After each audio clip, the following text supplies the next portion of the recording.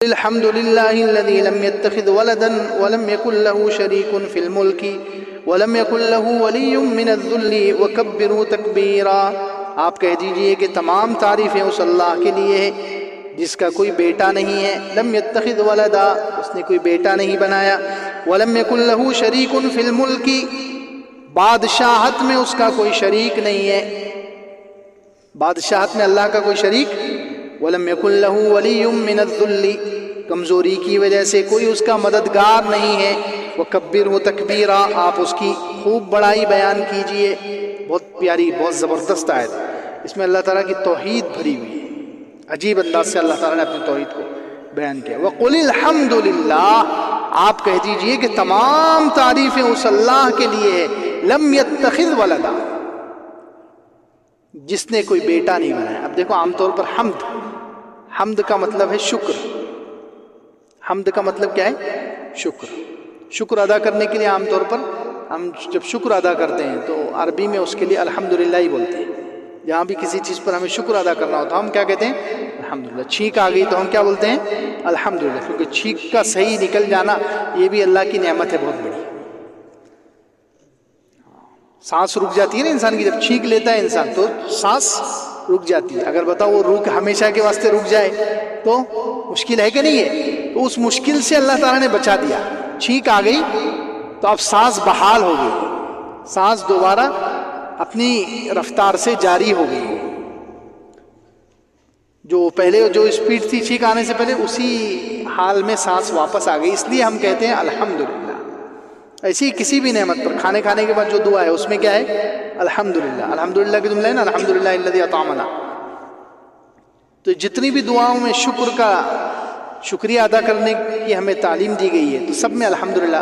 تو حمد جو ہے اصل شکر کے لیے آتا ہے۔ تو اب یہاں اللہ تعالیٰ نے ہمیں کہا ہے، حضور صلی اللہ علیہ وسلم کو حکم دیا کہ آپ کہہ دیجئے اللہ کا شکر ہے، حمد ہے اللہ کی، اللہ کا شکر ہے۔ اب شکر تو عام طور پر کسی نعمت پر ہوتا ہے، شکر کائے پر ہوتا ہے؟ نعمت پر۔ اب یہاں کون سی نعمت ہے؟ یہاں تو اللہ تعالیٰ کہہ رہے ہیں کہ اللہ کا کوئی بیٹا نہیں ہے، اس کی بادشاہت میں کوئی پارٹنر، کوئی شریک نہیں ہے، اور کمزوری کی وجہ سے اللہ تعالیٰ کا کوئی مددگار نہیں ہے۔ تو اب یہ کیسی نعمت ہے کہ اس پر اللہ تعالیٰ شکر ادا کرنے کے لیے کہہ رہے ہیں؟ اس پر مفسرین نے عجیب بات دیکھیں، یہ بھی شکر کا موقع ہے۔ کیوں؟ کیسے شکر کا موقع ہے؟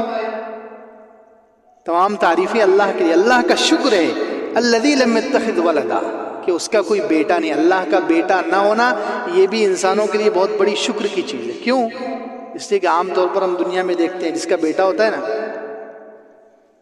تو وہ جب کوئی نعمت دے گا تو سب سے پہلے اپنے بیٹے کو دے گا، جب تک بیٹے کا دل نہیں بھرے گا وہ دوسرے کو طرف دیکھے گا بھی نہیں۔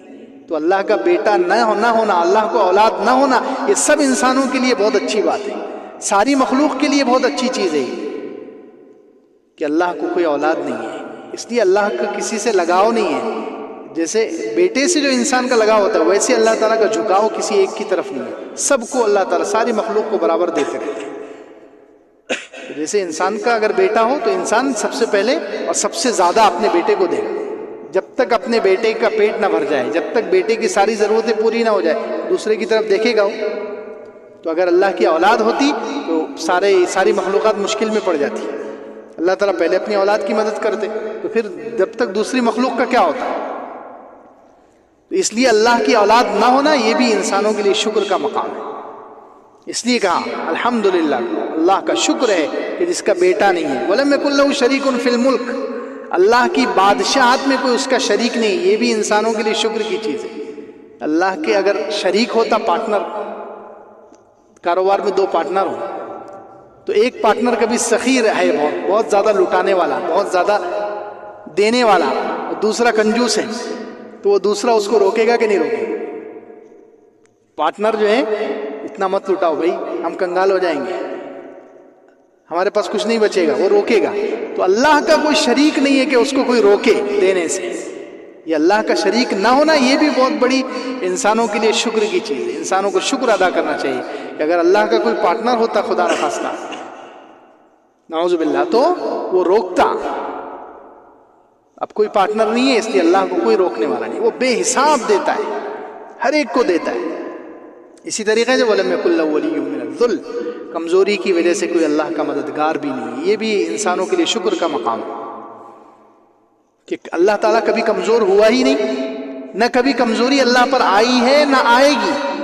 تو جب کمزوری آئی نہیں تو کمزوری میں کسی نے اللہ کی مدد بھی نہیں کیا، تو یہ بھی انسانوں کے لیے شکر کا مقام ہے۔ کمزوری میں اگر کسی نے ہمارا ساتھ دے دیا تو پھر آگے پیسے آتے ہم اس کی طرف توجہ کریں گے کہ نہیں کریں گے؟ پہلے اس کو دیں گے۔ کمزوری میں اگر کسی نے ہمارا ساتھ دیا، مصیبت میں کسی نے ہاتھ بٹایا اور مصیبت کو ہلکا کرنے میں کسی نے مدد کی، تو انسان کا جھکاؤ اس کی طرف ہوتا ہے نہیں ہوتا؟ تو اللہ پر کبھی کمزوری ہی نہیں آتی کہ کمزوری میں کوئی اس کی مدد کرے۔ اگر کمزوری آتی اور کوئی اس کا مددگار ہوتا تو پھر اللہ تعالیٰ پہلے اس کو دیتا، جب تک دوسری مخلوق کا کیا ہوتا۔ اس لیے اللہ تعالیٰ نے فرمایا اللہ کا کمزوری کی وجہ سے اللہ کا کوئی مددگار نہیں ہے۔ وَلَمْ يَكُنْ لَهُ وَلِيٌّ مِّنَ الذُّلِّ، اسی لیے کہتے ہیں کہ اس میں توحید عجیب انداز سے اللہ تعالیٰ نے بیان کی ہے۔ الحمدللہ الذی لم یتخذ ولدا، انسان جو ہے جب مدد لیتا ہے تو یہ تین ہی شکلیں ہیں انسان کے کسی دوسرے سے مدد لینے کی، ان تینوں کا اللہ تعالیٰ نے اس آیت میں انکار کیا ہے۔ ان تینوں کا تین شکلیں ہیں، تین صورتیں ہیں انسان کے کسی دوسرے سے مدد لینے کی۔ یا تو انسان مدد لیتا ہے اپنے سے، اپنے بیٹے کی، چھوٹے کی، بڑھاپے میں کس سے مدد لیتا ہے؟ بیٹے سے۔ تو اللہ تعالیٰ نے فرمایا لم یتخذ ولدا، اللہ کا کوئی بیٹا نہیں، تو یعنی اللہ تعالیٰ اپنے چھوٹوں سے بھی مدد نہیں لیتا۔ وَلَمْ يَكُنْ لَهُ شَرِيكٌ فِي الْمُلْكِ، پارٹنر بھی نہیں ہے اللہ تعالیٰ کا، شریک بھی نہیں ہے۔ انسان جو دوسری مدد لیتا ہے وہ اپنے پارٹنر سے لیتا ہے، اپنے جیسے جو لوگ ہوتے ہیں، اپنے دوست احباب، ہم عمر لوگ۔ انسان کبھی چھوٹوں سے مدد لے گا، کبھی اپنے لیول کے لوگوں سے، کبھی اپنے بڑوں سے۔ اللہ تعالیٰ ان تینوں سے پاک ہے، سبحان اللہ۔ یہ اللہ تعالیٰ نے اس آیت میں بیان کیا۔ اللہ تعالیٰ نہ اللہ کا کوئی بیٹا نہیں ہے، یعنی اللہ چھوٹوں سے بھی مدد نہیں لیتا، اس کو مدد کی ضرورت ہی نہیں ہے۔ نہ اللہ تعالیٰ کا کوئی شریک ہے اس کے برابر کا کہ اللہ تعالیٰ اس سے مدد لے، اور نہ کوئی اللہ کا بڑا ہے۔ ولی من الذل، یعنی کسی بھی قسم کی مدد سے اللہ کی ذات پاک ہے۔ اللہ تعالیٰ کسی کی بھی مدد نہیں لیتا، کسی کی مدد کا وہ محتاج ہی نہیں ہے۔ وَقُلِ الْحَمْدُ لِلَّهِ الَّذِي لَمْ يَتَّخِذْ وَلَدًا، آپ کہہ دیجئے کہ تمام تعریفیں اس اللہ کے لیے ہے، اللہ کا شکر ہے۔ لم يتخذ ولدا، جس نے بیٹا نہیں بنایا۔ وَلَمْ يَكُنْ لَهُ شَرِيكٌ فِي الْمُلْكِ، اس کا کوئی ملک میں، بادشاہت میں کوئی اس کا شریک نہیں ہے۔ وَلَمْ يَكُنْ لَهُ وَلِيٌّ مِّنَ الذُّلِّ، کمزوری کی وجہ سے اس کا کوئی مددگار نہیں ہے، اللہ پر کمزوری آتی ہی نہیں ہے۔ بہت پیاری آیت ہے۔ حضور اقدس صلی اللہ علیہ وسلم جب بنو ہاشم میں، حضور کے خاندان میں، گھرانے میں جب کوئی بچہ بولنا شروع کرتا تھا، سب سے پہلے حضور یہ آیت اس کو یاد کراتے تھے۔ چھوٹے چھوٹے بچے والوں غور سے سنو، جب بچہ بولنا شروع کرے سب سے پہلے کون سی آیت یاد کرانا ہے؟ یہ آیت۔ حضور صلی اللہ علیہ وسلم جب آپ کے گھرانے میں بنو ہاشم میں جب کوئی بچہ بات کرنا شروع کرتا تھا تو حضور اکرم صلی اللہ علیہ وسلم سب سے پہلے اس کو یہ آیت یاد کراتے تھے۔ وَقُلِ الْحَمْدُ لِلَّهِ الَّذِي لَمْ يَتَّخِذْ وَلَدًا، بنی اسرائیل، سورہ بنی اسرائیل کی آیت نمبر 111، آخری آیت، بہت پیاری توحید اس کے اندر بھری ہوئی ہے۔ اللہ کی ذات اور صفات کی بہترین تعلیم اللہ تعالیٰ نے اس میں دی ہے۔ اس لیے جب بچہ بولنا شروع کرے تو ہم بھی اپنے بچوں کو سب سے پہلے یہ آیت یاد کرائیں۔ تمام تعریفیں اللہ کے لیے جس کا کوئی بیٹا نہیں ہے۔ وَلَمْ يَكُنْ لَهُ شَرِيكٌ فِي الْمُلْكِ، بادشاہت میں اس کا کوئی شریک نہیں ہے۔ وَلَمْ يَكُنْ لَهُ وَلِيٌّ مِّنَ الذُّلِّ، کمزوری کی وجہ سے کوئی اس کا مددگار نہیں ہے۔ وَكَبِّرُوا تَكْبِيرًا، آپ اس کی تکبیر بیان کیجئے، بڑائی بیان کیجئے۔ اور ویسے بھی یہ آیت میں بہت طاقت ہے۔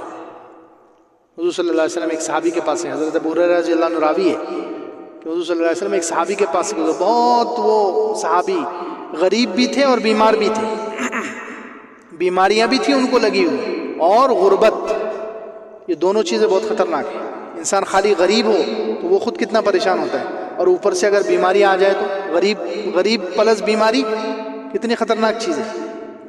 غریب بھی ہے بیچارہ اور بیمار بھی ہے، اس کے پاس علاج کے لیے پیسے نہیں ہیں تو اس کی کیا حالت ہوتی ہے۔ تو حضور صلی اللہ علیہ وسلم ایک صحابی کے پاس سے گزرے، بیچارے غریب بھی تھے اور بیمار بھی تھے، بیماریاں غریبوں نے گھیر لیا، بہت خستہ حال، بہت بری حالت میں. حضور صلی اللہ علیہ وسلم نے ان سے پوچھا کہ کیا تمہیں اس حال تک کس چیز نے پہنچا دیا؟ تو انہوں نے کہا کہ اللہ کے رسول صلی اللہ علیہ وسلم غربت بھی ہے اور بیماری بھی ہے، مصائب، بیماریوں نے اور غریبی نے، تنگ دستی نے مجھے یہاں تک پہنچایا ہے.